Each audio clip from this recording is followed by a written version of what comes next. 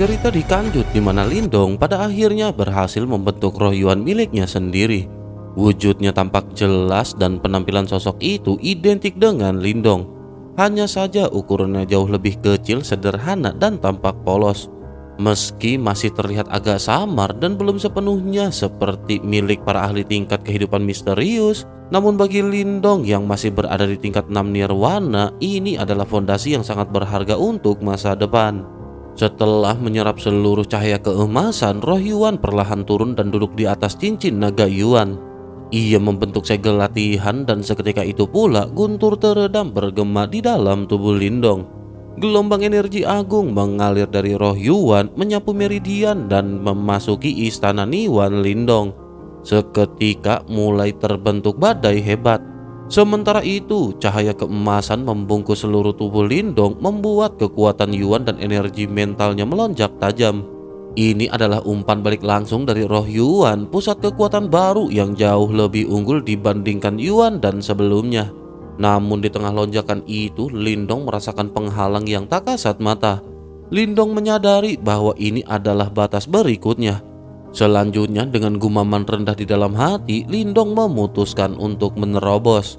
Seketika api nirwana hitam meledak dari tubuh Lindong, menandakan datangnya kesengsaraan nirwana. Api itu mengamuk liar, namun meridian dan tulang Lindong dilindungi sisik hijau tebal yang menahan kehancuran. Pada saat yang sama, roh Yuan juga membuka matanya. Cahaya keemasan terpancar, lalu tangan kecilnya terangkat memancarkan sinar emas yang menekan api nirwana hitam hingga melemah. Jelas keberadaan roh Yuan sangat membantu dalam menghadapi kesengsaraan ini. Sementara itu, tubuh fisik Lindong yang duduk di puncak gunung membuka matanya dan menatap langit. Awan badai telah berkumpul, petir saling menjalin di dalamnya. Ia mengenali ini sebagai kesengsaraan angin dan guntur dari Master Jimat Surgawi. Tetapi meskipun begitu, wajah Lindong masih tetap terlihat tenang. Cahaya hitam keluar dari kepalanya dan berubah menjadi simbol kuno raksasa yang berputar dan menelan awan badai. Guntur mengamuk, puncak gunung bergetar, namun tidak satu pun petir terjatuh. Di kejauhan, Lindiao mengamati dengan senyum tipis dan menyadari bahwa penguasaan Lindong atas simbol leluhur pelahap telah meningkat. Di sampingnya, Lin Yan juga menghentikan latihannya dengan aura yang tampak jauh lebih kuat. Keduanya sepakat bahwa kesengsaraan ini benar-benar tidak lagi menjadi ancaman bagi Lindong. Benar saja, energi liar dari awan badai dengan cepat menghilang, dimakan habis oleh simbol tersebut. Setelah guntur terakhir mereda, langit pun pada akhirnya kembali cerah. Simbol itu kembali ke istana Niwan dan gelombang energi besar menyebar dari tubuh Lindong. Lindong membuka mata sepenuhnya dan menghantam tanah dengan telapak tangan. Retakan besar menjalar hingga ke tepi gunung, membuat gunung berguncang. Energi Yuan dan energi mental berputar liar di sekeliling Lindong sebelum akhirnya meredah. Lindong lanjut berdiri dengan tubuh yang memancarkan kekuatan agung yang stabil dan dalam. Lindong kini telah mencapai tingkat 7 nirwana dengan 6 segel master simbol surgawi. Kekuatannya melonjak drastis berkat terbentuknya roh Yuan di dalam tubuhnya. Lindiao juga mengangguk puas, sementara Lindong mengucapkan terima kasih dengan senyum lebar. Namun Lindiao kemudian menoleh ke arah lain dengan ekspresi sedikit serius, seolah menyadari sesuatu yang lebih mencolok. Menyadari hal itu, Lindong pada akhirnya segera ikut menoleh. Pandangannya tertuju pada seorang gadis muda yang duduk di atas batu. Rambut hitamnya yang terurai kini berubah menjadi biru es yang aneh, memancarkan aura yang membuat Lindong tanpa sadar merasa bahwa perubahan besar juga tengah terjadi di sana. Sosok ini tidak lain dan tidak bukan adalah Ying Huan Huan. Di sekelilingnya, udara perlahan berubah seolah hawa beku tak kasat mata menyelimuti puncak gunung. Dinginnya tidak mencolok namun mampu menembus tulang dan membuat jiwa bergetar. Lindong menyadari perubahan itu dan segera menunjukkan keterkejutan. Lindong tidak memahami apa yang sebenarnya terjadi pada Ying Huan Huan selama pelatihannya. Sementara itu Lindiao menatap dengan ekspresi serius lalu menyimpulkan bahwa wanita muda itu jelas bukan orang binasa. Sementara mereka mengamati, raut kesakitan muncul di wajah Ying Huan Huan. Selanjutnya lingkaran demi lingkaran cahaya biru dingin bangkit dari tubuhnya. Tanah di sekitarnya membeku seketika, menyebar cepat hingga seluruh puncak gunung berubah menjadi gunung es biru. Pada saat yang sama, rambut Ying Huan memanjang dan berkibar tertiup angin dingin berpadu dengan salju yang menari, membuatnya tampak seperti ratu es yang turun ke dunia. Menyadari hal itu, Lindong pada akhirnya menjadi semakin cemas. Ketika cahaya berfluktuasi, Ying Huan membuka matanya dan warna biru dingin memenuhi pupilnya. Tatapannya kosong tanpa emosi seperti dewa yang memandang dunia fana. Pemandangan itu membuat Lindong merasa asing dan tidak nyaman. Namun Lindong menahan diri dan memilih untuk tidak bertindak gegabah. Tak lama kemudian, cahaya biru muncul di dahi Ying Huan dan membentuk sebuah simbol rahasia kuno. Lin Diao mengenali simbol tersebut sebagai simbol reinkarnasi dan segera menjelaskan maknanya. Ia menerangkan bahwa pada puncak kultivasi, setelah tahap kehidupan dan mati serta nirwana, terdapat tahap reinkarnasi yang disertai kesengsaraan reinkarnasi. Mereka yang gagal bisa lenyap, namun sebagian kecil mampu menyisakan kesadaran dan terlahir kembali sebagai reinkarnator. Dari penjelasan itu, Lindong akhirnya memahami bahwa Ying Huan kemudian adalah reinkarnator, seorang ahli tahap reinkarnasi di kehidupan sebelumnya. Namun Lin Diao menegaskan bahwa kesadaran masa lalu belum tentu sepenuhnya bangkit dan kepribadian saat ini tetap menjadi yang utama. Mendengar hal itu, Lindong merasa sedikit lega karena ia lebih berharap Ying Huan tetap menjadi wanita muda ceria yang ia kenal. Beberapa saat kemudian, hawa biru dingin pada akhirnya mulai memudar. Cahaya es kembali masuk ke dalam tubuh Ying Huan, rambutnya memendek dan warna hitam aslinya kembali muncul. Tubuhnya perlahan turun dari udara dan Lindong segera melangkah maju untuk menopangnya. Ketika Ying Huan membuka mata dan menatap Lindong, ronak malu muncul di wajahnya menandakan bahwa kesadaran dingin sebelumnya telah menghilang. Melihat reaksi itu, Lindong pada akhirnya benar-benar tenang. Di hadapannya yang berdiri bukan sosok misterius dari zaman kuno, melainkan Ying Huan yang sama seperti yang selalu ia kenal. Lindong pun terbatuk perlahan ketika melihat Ying Huan dengan keadaan yang semakin canggung. Menyadari hal itu, Lindong segera menenangkan diri dan menempatkan Ying Huan dengan wajar. Lindong lanjut bersikap seolah tidak ada apapun yang terjadi sebelumnya. Sementara itu, Ying Huan yang wajahnya memerah dengan cepat merapikan pakaiannya. Selanjutnya, pandangannya tertuju pada gunung yang kini tertutup es biru pucat. Ia tertegun sejenak lalu bertanya dengan kaget mengenai perubahan dari tempat tersebut. Lindong, Lin Diao, dan Lin Yan saling bertukar pandang karena mereka menyadari bahwa Ying Huan sama sekali tidak mengingat kejadian tersebut. Lindong kemudian menjelaskan secara singkat bahwa semua itu disebabkan oleh formasi. Lindong memilih untuk tidak menceritakan kejadian yang sebenarnya karena merasa lebih baik membiarkan semuanya berjalan sesuai takdir. Ying Huan pun tidak memikirkannya lebih jauh dan justru memperlihatkan kegembiraan karena roh Yuan miliknya telah berhasil terbentuk. Lindong tidak terjekut karena dengan tingkat nirwana ke-8 pencapaian itu memang wajar baginya. Aura Ying Huan kini berada di puncak nirwana ke-8 dan menandakan bahwa ia hampir memenuhi syarat untuk menembus tingkat berikutnya. Hal ini menjadi kabar baik mengingat kompetisi sekte besar sudah semakin dekat. Sementara itu selanjutnya Lin Diao segera menanyakan rencana mereka.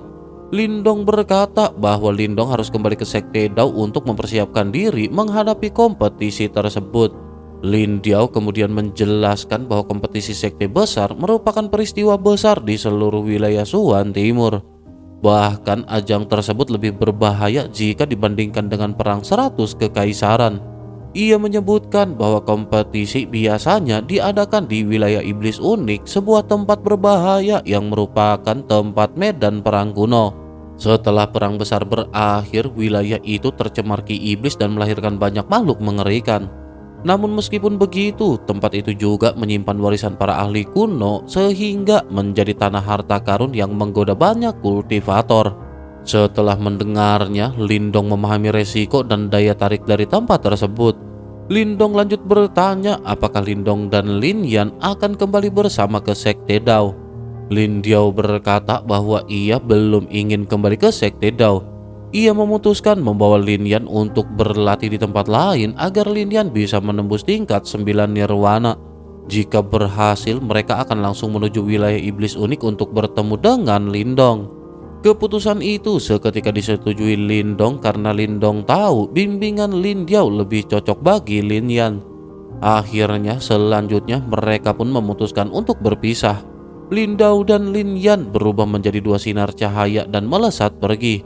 Sementara itu Lindong menahan rasa sendu sebelum akhirnya mengajak Ying Huan Huan untuk kembali ke Sekte Dao. Menanggapi hal itu, Ying Huan Huan berkata bahwa ia memutuskan untuk berjalan sendiri karena merasa malu jika harus kembali digendong oleh Lindong.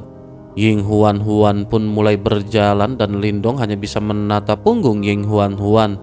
Bersama dengan hal itu, Lindong merasakan sisa aura dingin yang samar dalam diri Ying Huan Huan. Kondisi ini hampir sama seperti kondisi yang dia rasakan oleh Lindong sebelumnya. Lindong menyadari bahwa kejadian itu meninggalkan dampak meski belum jelas apakah baik ataukah buruk. Singkat cerita, perjalanan kembali memakan waktu hampir setengah bulan, jauh lebih lama daripada sebelumnya. Hal itu disebabkan Ying Huan Huan menikmati perjalanannya dengan santai, sementara Lindong membiarkannya karena merasa lebih rileks setelah semua permasalahan terselesaikan. Akhirnya mereka pun tiba kembali di Sekte Dao. Ying Huan Huan tampak sangat gembira melihat tempat yang familiar. Lindong pada saat ini berniat kembali ke aula kesunyian untuk melapor kepada Chen Zhen, sementara Ying Huan Huan berniat kembali ke aula langit. Namun sebelum mereka berpisah, sebuah unit penegak sekte muncul. Ying Huan Huan sempat panik, namun pemimpin unit tersebut menyampaikan bahwa ketua sekte memanggil mereka berdua.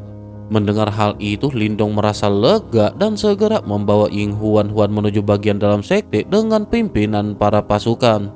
Di tengah perjalanan terdengar pesan bahwa Ying Huan Huan juga diminta mengembalikan sitar Phoenix surgawi. Wajahnya langsung muram dan ia menyadari bahwa sepertinya hukuman yang pada saat ini menantinya. Akhirnya mereka tiba di sebuah gunung sunyi dengan rumah bambu. Di sana berdiri Ying Xuanzi dengan tangan di belakang punggungnya. Sikap Ying Huan Huan berubah patuh dan diam di hadapan Ying Xuanzi. Ketika Ying Xuanzi menoleh, pandangannya tertuju pada Ying Huan Huan dan pupil matanya tampak menyusut sesaat. Melihat reaksi itu, Lindong tahu bahwa perubahan dalam diri Ying Huan Huan tampaknya tidak luput dari pengamatan sang ketua sekte. Namun perubahan tersebut segera menghilang seolah tidak pernah terjadi apa-apa. Selanjutnya Ying Xuanzi menatap Lindong dan Ying Huan Huan sambil menyatakan bahwa keduanya benar-benar pandai menciptakan kekacauan. Mereka bukan hanya mencuri sitar Phoenix surgawi, namun juga menghabisi seorang tetua serta dua jenderal jiwa dari sekte Gerbang Yuan. Menyadari makna di balik kata-kata itu, Lindong pun seketika tertawa getir. Lindong akhirnya yakin bahwa sosok yang diam-diam turun tangan sebelumnya memang Ying Xuanzi. Sementara itu Ying Huan Huan menjelaskan bahwa orang-orang dari sekte Gerbang Yuan terlebih dahulu datang mencari masalah. Jika mereka tidak melawan, maka yang celaka justru adalah pihak mereka. Ying Xuanzi hanya menghela nafas dan menegurnya dengan tenang. Ia lanjut berkata bahwa Ren Yuanzi tidak menemukan identitas Ying Huan Huan kali ini. Karena itulah Gerbang Yuan tidak bertindak lebih jauh mengingat kompetisi sekte besar bahkan belum dimulai. Mendengar nama Ren Yuanzi, pandangan Lindong mengeras menyadari bahwa sosok itu adalah master dari sekte Gerbang Yuan. Sementara itu Ying Xuanzi pada akhirnya segera berbicara mengenai satu keputusan penting. Karena masalah tersebut tidak terbuka ke permukaan, maka ia memilih membiarkannya untuk berlalu begitu saja. Selama tidak dilakukan secara terang-terangan, menghabisi orang-orang dari Gerbang Yuan bukanlah permasalahan. Mendengar keputusan ini, Lindong dan Ying Huan Huan akhirnya menghela nafas lega. Selanjutnya Ying Xuanzi memerintahkan Ying Huan Huan untuk mengembalikan sitar Phoenix surgawi. Ia diperintahkan untuk mengembalikan sitar tersebut kepada Qilei. Hal itu dikarenakan benda itu tetap harus disimpan di Sky Hall hingga kekuatannya mencukupi.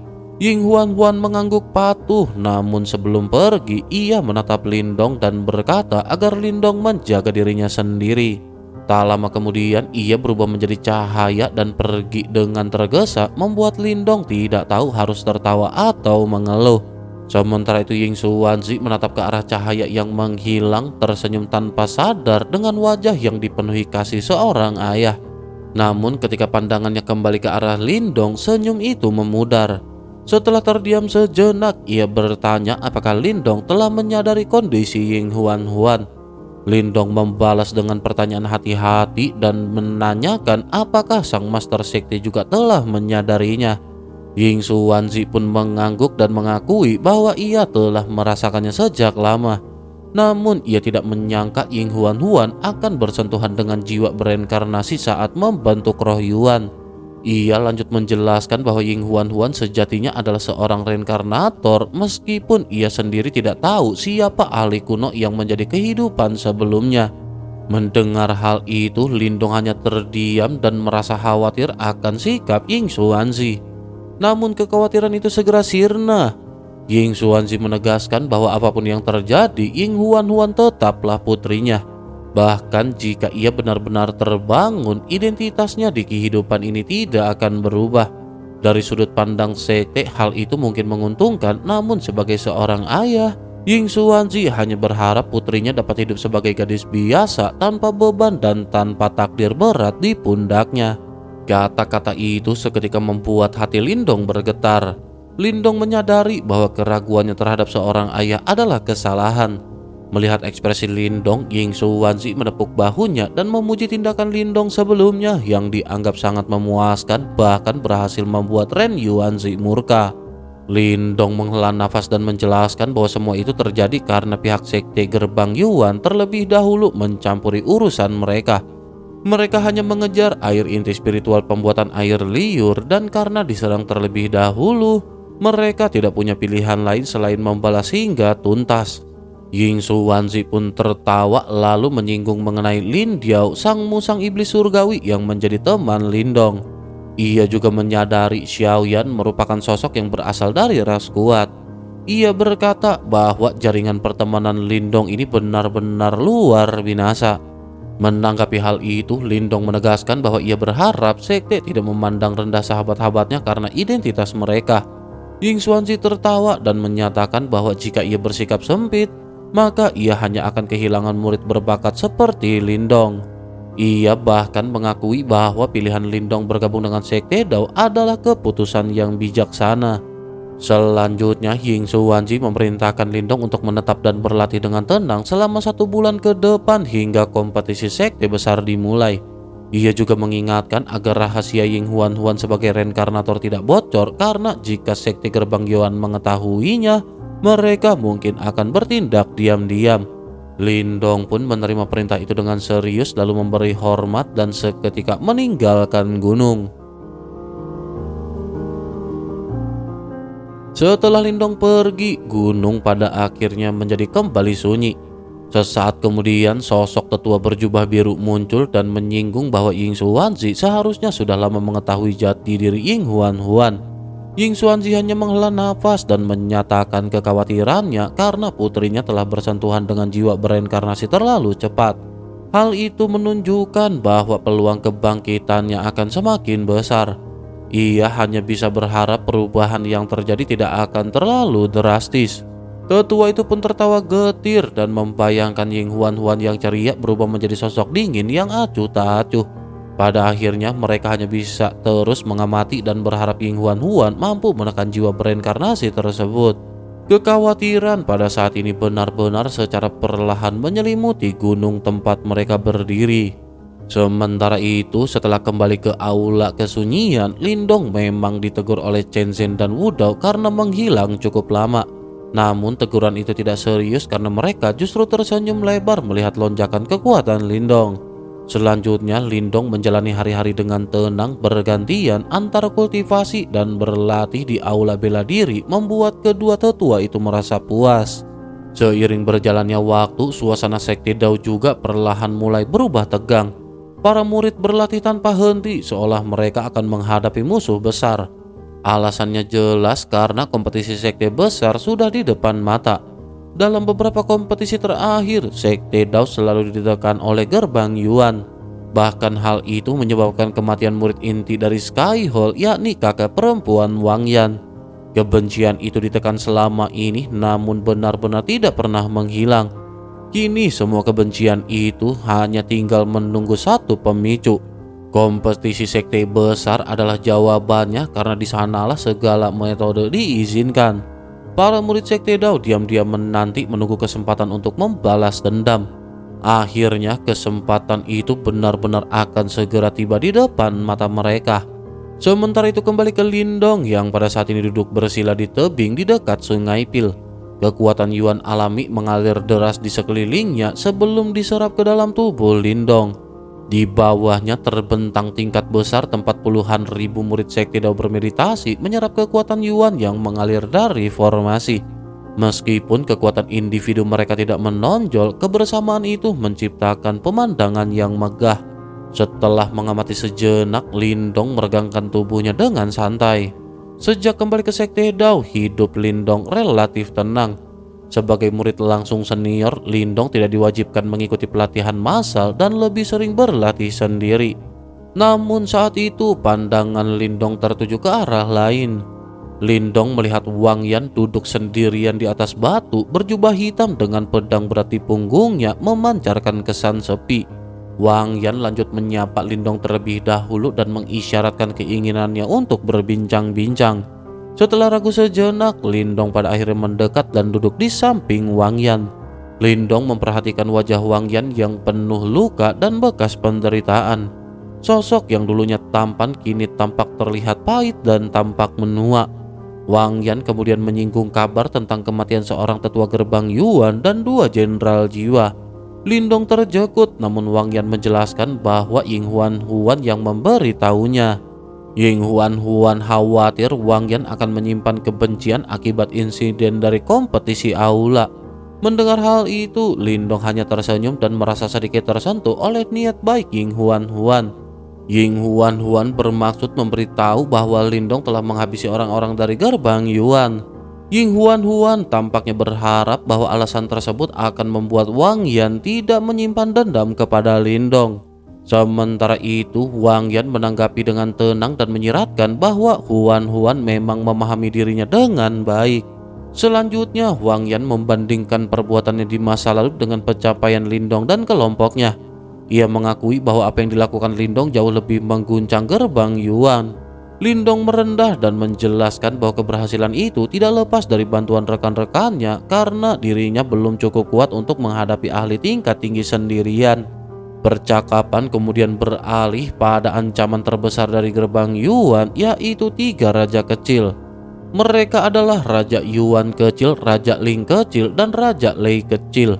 Wang Yan menjelaskan bahwa mereka adalah murid pribadi dari 3 kepala sekte gerbang Yuan. Mereka juga merupakan generasi muda terkuat di wilayah Suan Timur. Ketiganya bahkan mampu bertukar pukulan dengan ahli tahap kehidupan misterius dan mundur tanpa cedera serius. Menyadari hal itu, ekspresi Lindong pun seketika mengeras. Sementara itu Wang Yan lanjut menceritakan pengalamannya sendiri saat bertarung melawan Raja Lei kecil bernama Lei Qian. Ia membuka bajunya memperlihatkan bekas luka telapak tangan di dadanya, bukti kekalahan pahit yang hampir merenggut nyawanya. Dari situ Lindong menyimpulkan bahwa kekuatan Lei Qian kemungkinan telah mencapai puncak tingkat 9 nirwana, mungkin bahkan hampir menyentuh tahap kehidupan misterius. Yang lebih menekan, Lei Qian ternyata hanya berada di peringkat ketiga di antara 3 raja kecil. Di atasnya masih ada Raja Ling kecil dan Raja Yuan kecil. Menyadari jurang kekuatan itu, Lindong tidak bisa menahan senyum pahit. Sekte Dao bukan hanya kalah dalam kualitas, tetapi juga jumlah ahli muda. Sementara itu Wang Yan pada saat ini lanjut menyinggung mengenai sekte super lainnya. Di antara mereka, sosok paling menonjol adalah Ling Qingzu dari Istana Kesucian Tertinggi 9 Surga. Saat nama itu disebut, tubuh Lindong seketika mulai menegang. Wang Yan lanjut menjelaskan bahwa reputasi Ling Qingzu setara dengan 3 raja kecil gerbang Yuan, bahkan Xiao Xiao pernah dikalahkannya.